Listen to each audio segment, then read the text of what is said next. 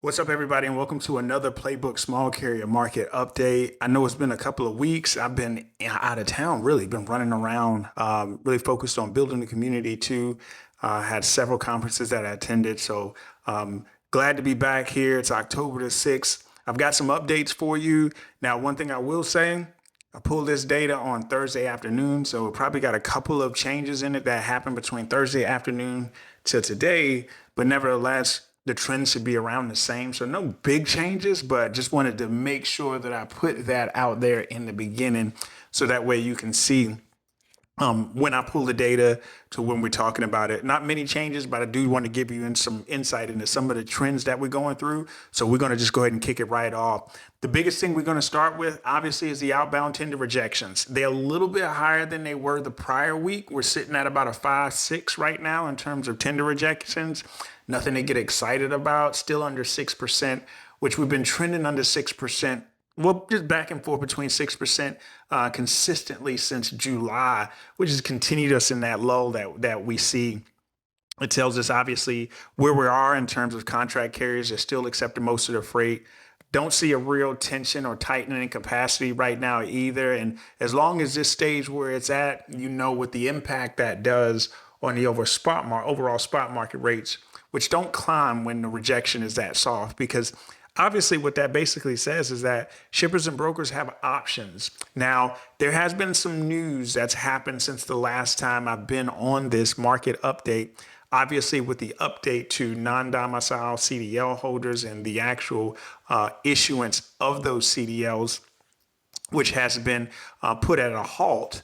But as far as rates and as far as the market is concerned, not seeing immediate impacts. And I know the folks that are listening now didn't expect an instant reaction upon that. The jury is going to continuously be out on that. Now, when I look at volume's still hovering about 10,000. You know, the week before they plummeted by 1,600. They've rebounded. So now we're back about the 10,000 mark. It gives us hope coming into late September, October, which obviously what we've been dealing with is just soft volumes, right? We haven't seen real good volumes until since late last year. You know, what I'll say is I'll say that we didn't really see real good volumes back then. At least they were consistently above the 10,000 mark. This bounce will sell us that the fact that shippers, they're starting to move freight again. But obviously, we have to watch this in order to consider the trend. We have not seen a considerable upward trend in quite some time that's been sustainable. We've been hovering around 10,000 for some time now, and it obviously is going to give you some insight as to where it's perhaps leading to. It could be late back to school. It could be some pre-holiday stuff in there. Obviously, all of that is going to have impacts, and we're still nowhere near peak season level that we saw in the early part of the summer. When it comes to the National Truckload Index, we are still just stuck, man. They really haven't moved. They've held around 230, 231, 232. Now we're seeing 234-ish. It's held around that pretty consistently. We haven't seen much change through that. We're still above where we were mid-August, but obviously this is not what most folks want to hear, right? Especially when we were in the February mark, where we're over 240, 250 at sometimes in February. So it's definitely not where we want it to be. What I will tell you, though, is that 20 cents matters, especially when you have that pressure with diesel fuel pricing where it is. So it's one of the things that we want to keep an eye on. Obviously, I want to watch it next week, especially if the volume holds and we start seeing an increase of volume. Time will tell if we see any clues. I think it's holding steady, but it's better than falling, right? So I would say that the win is that it's not sub 230 like it was late August, early September, and even late June, mid-July. We're still sitting true to about 230, 234. But it's not something that we really wanted to get excited about. Fuel, again, is quickly on the rise. Obviously, it is easily 30 cents higher than it was in June. We're hovering around that 380 territory again, extremely high. One of the things that eats into your profits is fuel, especially when the rates are not where they were. Operational costs, specifically variable, are challenged and they're tightened when it comes down to that. So Make sure that you're doing everything that you can do to control specifically what you can control, right? And as an owner operator in a small carrier, there is one thing that you can do to control fuel, or two things actually. And I've said this before: station selection is number one. Go where go where you're appreciated when it comes down to fuel pricing. Some of the mom and pops might give you better discounts on your fuel cards. You might not be able to get the amenities, but you want to save where you can save, and that's a very important place to be. And number two, you got to watch that consumption. Whether it's slowing down, whether it's dropping weight when it comes down to the overall maximum payload that you're accepting on your truck. Anything that you can do to get you a couple of pennies here and there is going to help you sustain when it comes down to it. California, obviously, and the Northeast are still going to be your highest cost regions. So from anything, and then you got a little bit of Illinois as well when it comes down to it.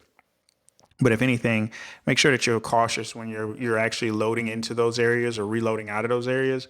You go into those areas full of fuel or as much fuel as you can to go into those areas. Try to avoid fueling. If anything, and try to avoid filling up, right? If you got to get enough just to get you out of those areas, then cool. But I don't recommend fill ups in those areas if you don't need to. So if you're on contractor freight, make sure you're reviewing your fuel surcharge math. And if you can adjust your pricing, you can do so at this point. Now, when I look at spot rate changes, it's starting to get a lot of red in there again. You remember when we had our highlight moment around holidays where the entire marketplace was blue. You got to be very, very cautious where you position your truck at, right? So you're going to look at your deep shaded blues, your light shaded blues as areas that is potentially better for you to actually load into and reload out of. If you must go into a red area, you must understand that red area, you must understand where those spot rates are in those red areas. So be very, very mindful when you load and you accept loads in those areas. So it's really important for you to take a screenshot of this screen so that when you book and freight, at least you have a lens into what to expect where you're headed in that particular week.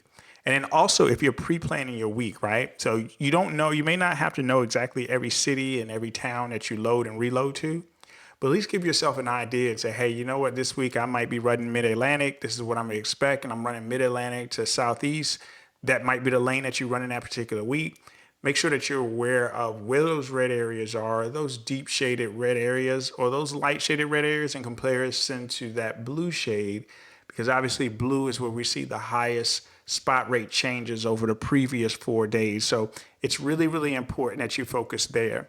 Now, one thing that I will say is that your reefer rejection rates are still holding now. We know that obviously this is during the harvest season, and we're keeping an eye on those regional harvest cycles as we go over the next couple of weeks.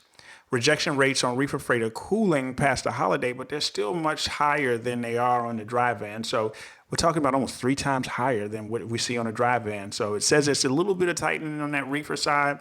You have a little bit more leverage when it comes down to it, but ultimately, if you're pulling a reefer box, you're still in a better shape and you're still in a better place than you are if you're pulling a dry van. And those that are pulling a dry van can attest to that. And I would imagine that this will probably hold steady until that holiday period. And then we start seeing a little bit more rejections when it leads down to that holiday period. But being above 12%, it's been above 12% consistently since the beginning of September. So really feel good for reefer carriers that they're in a better place than dry van carriers ultimately. When you look at the Reefer Truckload Index, it's one of the only indexes that we see that has had a steady trending upwards.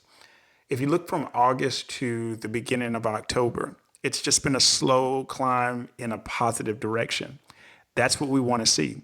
And when you see that, we've been holding above 260 for quite some time, at least for the last 5-6 weeks. And that's something that is a positive when it comes down to it. Now, it's not your December, January, and February, right? So, in early January, we were almost $3 a mile on the reefer side. But you have a steady climb, consistent direction. It's not near that July peak for the year, but it's very, very close. It means that we can expect to see some early movement in October, especially if some of the harvest starts moving a little bit earlier.